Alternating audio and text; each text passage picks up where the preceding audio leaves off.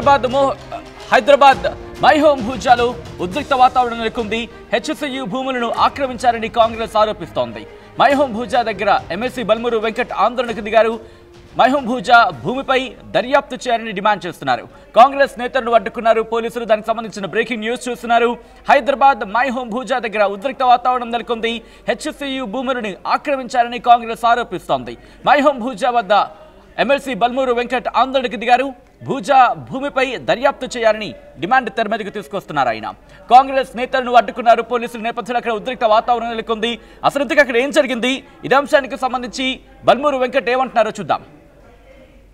11 ఏళ్లుగా కేంద్రంలో అధికారంలో ఉన్న భారతీయ జనతా పార్టీ, 10 ఏళ్లు రాష్ట్రంలో అధికారంలో ఉన్న బీజేపీ రిస్తదార్ సమితి, వీళ్ళిద్దరు కూడా ఈరోజు హైదరాబాద్ సెంట్రల్ యూనివర్సిటీ విద్యార్థుల విషయంలో, ఈ ల్యాండ్స్ విషయంలో అపారమైన ప్రేమ, అపారమైన చిత్తశుద్ధి, వీరి పరిపాలనలో వీరు చాలా చిత్తశుద్ధితోటి వ్యవహరించినట్టు ఒక్కొక్కరు ఒక్కో రకంగా మాట్లాడుతారు.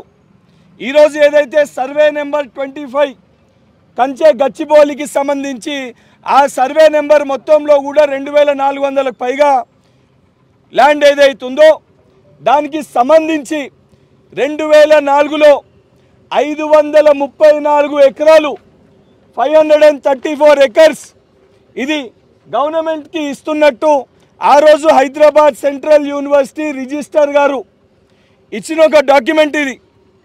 ఈ డాక్యుమెంట్లో 534 ఎకరాలు ప్రభుత్వానికి ఇస్తున్నాము, యూనివర్సిటీకి అలర్ట్ చేసిన దాంట్లో దానికి ఏదైతే గోపనపల్లిలో 397 ఎకరాలు తీసుకున్నట్టు ఈ డాక్యుమెంట్.